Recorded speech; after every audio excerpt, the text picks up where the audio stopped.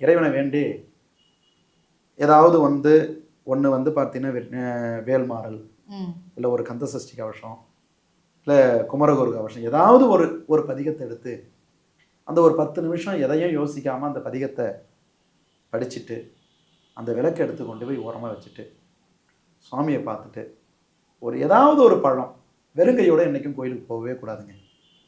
ஒரு பழமோ ஒரு கல்கண்டோ ஏதாவது ஒன்று. இப்போ நம்ம வீட்டுக்கு வரும்பொழுது விருந்தாடி வந்தாங்க பாரு, என்ன சொல்லுவாங்க பாரு, வெறுங்கையோட வந்திருக்காங்க பாருங்க, இவ்வளோ தூரம் வராங்க, ஏதாவது ஒன்று வாங்கிட்டு வராங்களாம்.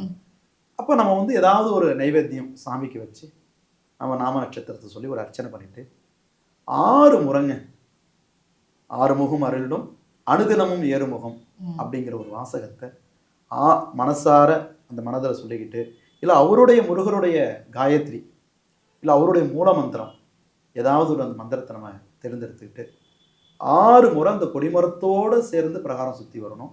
சுற்றி வர வேண்டிய நேரத்தில் ஒரு வெத்தலை இல்லைன்னா 2 வெத்தலை, அந்த 2 வெத்தலையில் ஒரு பாக்கு, அது கூட வந்து ஒரு மஞ்சள் கிழங்கு, அதையும் ஒரு நூலில் கட்டி 6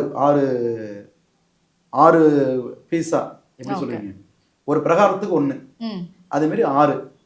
அப்போ வந்து ஒவ்வொரு பிரகாரம் வரும்பொழுது அந்த கொடிமரத்துக்குள்ள முன்னாடி வரும்போது அதை ஒரு அங்கே கொடிமரத்தில் வச்சுட்டு ஒரு நமஸ்காரம் பண்ணணும்.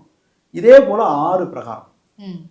6வது பிரகாரம் முடிஞ்சு கொடிமரம் நமஸ்காரம் பண்ணிட்டு கொஞ்சம் உட்கார்ந்து இருந்துட்டு வீட்டுக்கு வாங்க. இதுக்கான உள்ள பலன் எப்படி இருக்குங்கிறத அடுத்த 6 வாரங்கிறது கிட்டத்தட்ட ஒரு 1.5 மாத காலம்.